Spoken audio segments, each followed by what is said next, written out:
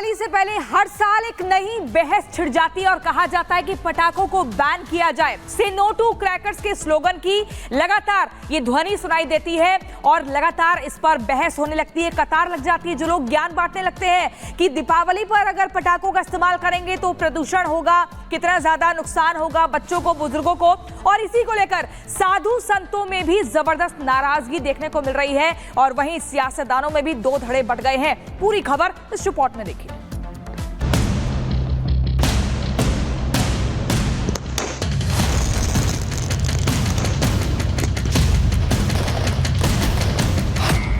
प्रदूषण साल भर, दिवाली पर डर। हैप्पी न्यू ईयर के नाम से पूरी दुनिया में पटाखे होते हैं, तब प्रदूषण नहीं होता है, लेकिन दिवाली आती है तो प्रदूषण होता है। किसके टारगेट पर हिंदू त्योहार? केवल हिंदुओं के त्योहारों पर क्यों? दीपावली के असल दुश्मन कौन? 25 दिसंबर को आपके लिए प्रदूषण नहीं रहेगा जब आतिशबाजी होगी। आम आदमी पार्टी हिंदुओं के तीज त्योहार की दुश्मन है। पटाखों से प्रदूषण पर छिड़ा दंगल। दीपावली मतलब जगमग रोशनी, मिठाइयाँ, पटाखे और आतिशबाजी, यानी भारत का सबसे बड़ा त्योहार। हर हिंदुस्तानी, चाहे बच्चा हो, बड़ा हो या फिर बुजुर्ग, पूरी उमंग के साथ ये त्योहार मनाते हैं। श्री राम के घर लौटने की खुशी में देश के कोने कोने में जश्न मनाया जाता है।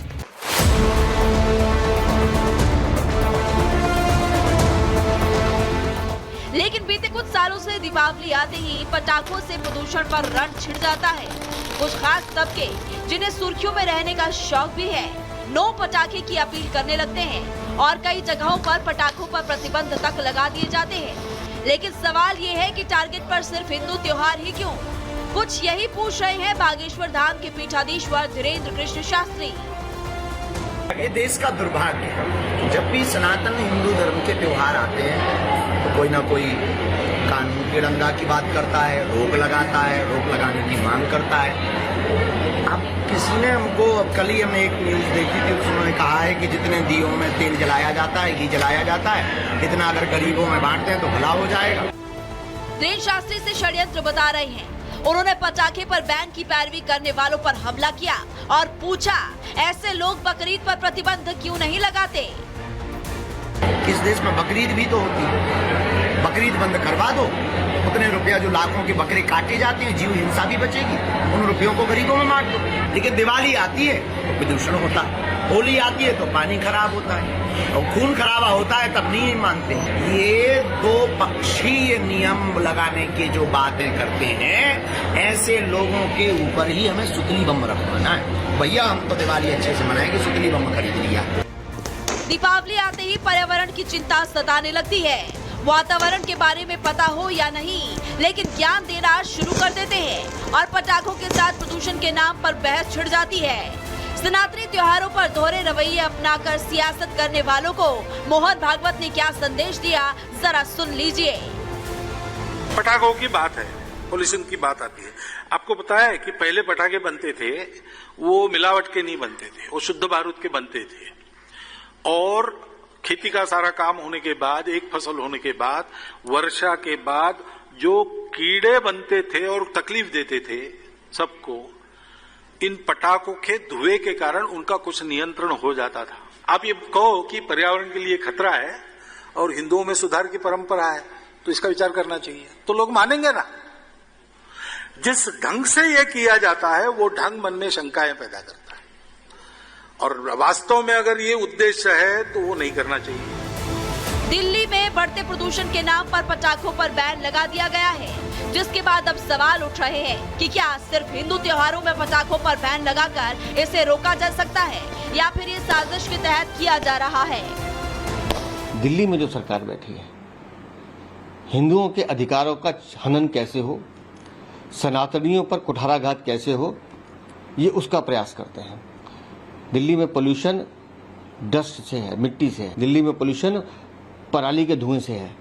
लेकिन 10 सालों में इस सरकार ने उस पर काम नहीं किया। लेकिन क्योंकि एक वर्ग विशेष को खुश करना है तो हिंदुओं पे आप पाबंदियां लगा दो।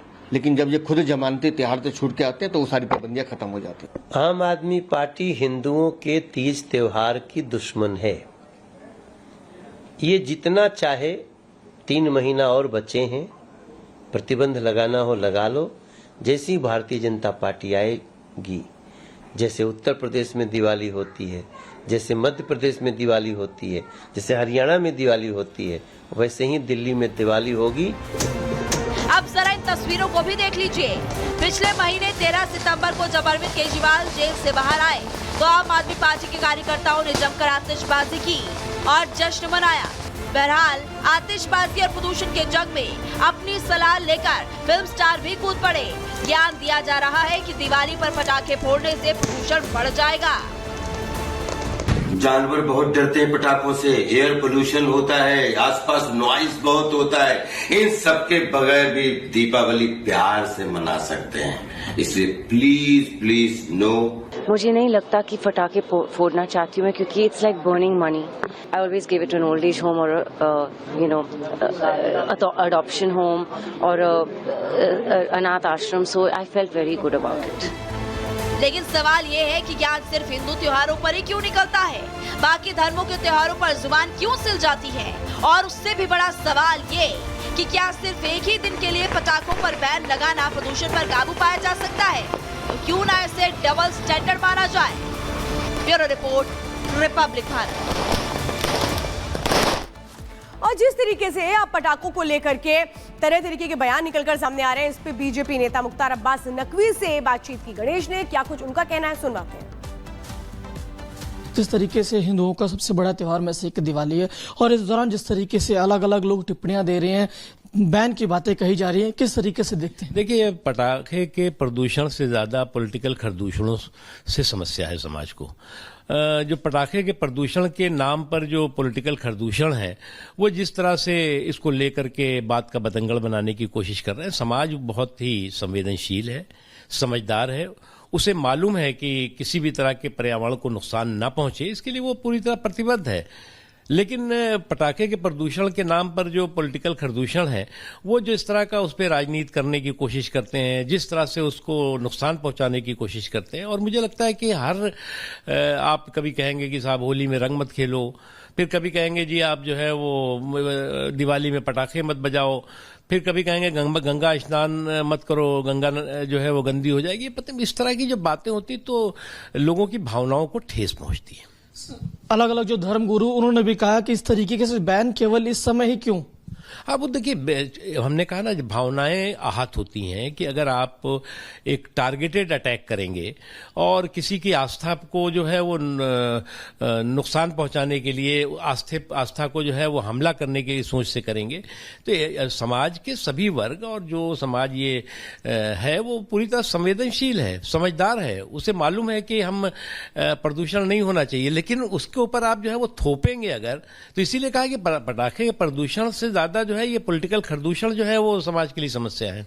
एक चीज और देखने को मिली, जो सनातन के अनुयायी हैं उनको लगातार निशाना बनाया जा रहा है, उनके ऊपर टिक्का टिप्पणी की जा रही है। मैंने कहा कि कुछ लोगों की आदत हो गई है कि कभी सनातन पर हमला करने लगेंगे, कभी संविधान पर हमला करने लगेंगे, कभी सामाजिक प्रतिबद्धता पर हमला करने लगेंगे। तो करने दीजिए, ये हमले वाले जो है वो खुद अपने आप चारों खाने चित होंगे। अयोध्या में जिस तरीके से इस बार भगवान राम अयोध्या में जिस तरीके से अपने जो उनका पूरी तरीके से भव्य मंदिर निर्माण के बाद दिवाली एक तरीके से मनाई जा रही है, क्या कहेंगे? देखिए, ये हर न केवल भारतवासी के लिए बल्कि जो भी भगवान राम का भक्त हैं, राम भक्तों के लिए बहुत ही गौरव का क्षण है, बहुत ही सम्मान का क्षण है, बहुत खुशी का क्षण है। और अयोध्या जो है जिस वक्त दीपों से पूरी तरह से जगमगा रही होगी और विशेष तौर से श्री राम जन्मभूमि पर बना हुआ राम मंदिर, तो हर व्यक्ति अपने आप को गर्वान्वित महसूस करेगा।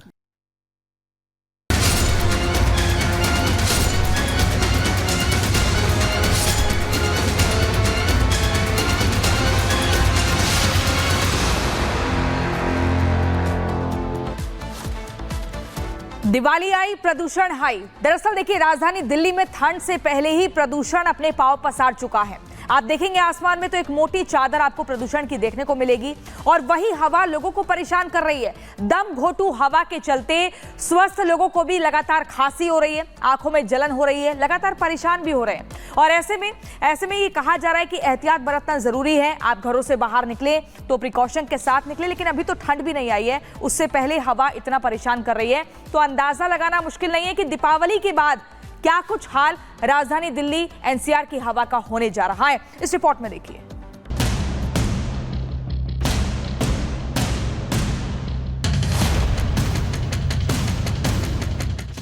दिल्ली में सांसों पर प्रदूषण का पहरा,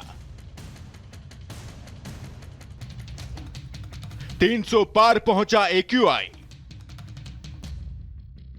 कई इलाकों में हाल बेहाल। दिल्ली एनसीआर समेत कई बड़े शहरों में प्रदूषण दम घोट रहा है।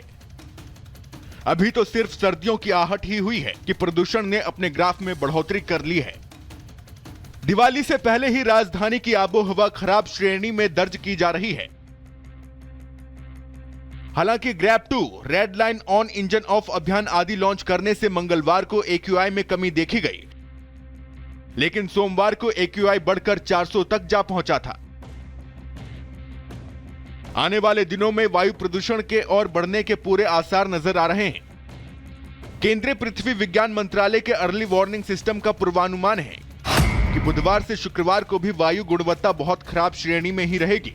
पटाखे जलाने और पराली का धुआं बढ़ने पर गुरुवार और शुक्रवार को इसके गंभीर श्रेणी में पहुंचने की संभावना है। साफ है कि दिवाली पर आतिशबाजी होने पर AQI 400 पार हो सकता है। पोल्यूशन को एक बहुत दिक्कत है दिल्ली में, खूब पोल्यूशन का इतना बुरा हाल है। बारिश हो जाए थोड़ा अच्छा रहता है, बट इतनी दिक्कतें, सब लोग बीमार से हो रहे हैं। पोल्यूशन की कोई समस्या का हल कोई कर नहीं रहा है। घूमने सुबह सुबह वॉक पे निकले हैं, बट वही है, प्रदूषण तो हो ही रहा है, लेकिन लोगों को समस्या ही है। बट इसका कोई हल निकले तो अच्छी बात है, देखते हैं क्या होता है। बट बाकी तो इतना बीमारी फैल ही रही है। ऑक्सीजन लेवल बहुत कम है। हम लोग हैदराबाद है, तेलंगाना बोले तो पोल्यूशन अच्छा रहता था। पोल्यूशन इधर ज़्यादा है और ऑक्सीजन ज़्यादा रहता है, इधर ऑक्सीजन कम दिख रहा, उसके वास्ते मास्क लगा के फिर रहा। मगर वो तेलंगाना में अच्छा रहता ना, तो पोल्यूशन नहीं रहता उसमें। तेलंगाना में यहाँ बहुत है जी पोल्यूशन। राजधानी की हवा में जहर घुल रहा है। AQI में बढ़ोतरी के साथ प्रदूषण का स्तर बढ़ रहा है। ऐसे में प्रदूषण को कंट्रोल करने के लिए कई उपाय किए जा रहे हैं, लेकिन स्थिति सुधरने का नाम नहीं ले रही है। लोगों की आंखों में चुभन और गले में खराश होने लगी है। सुबह के वक्त लोगों का सांस लेना दूभर होता जा रहा है। उधर प्रदूषण के बढ़ते लेवल के साथ दिल्ली का सियासी पारा भी चढ़ रहा है। बीजेपी और आम आदमी पार्टी एक दूसरे पर हमलावर हैं। शिकायतों और जुबानी जंग का दौर जारी है और आम दिल्ली वाला प्रदूषण की मार झेलने को मजबूर है। दिल्ली में बढ़ते प्रदूषण को लेकर बड़ा सवाल यही है कि दिल्ली दिवाली की रोशनी में डूबेगी या प्रदूषण के धुंध में। Bureau report, Republic Bharat.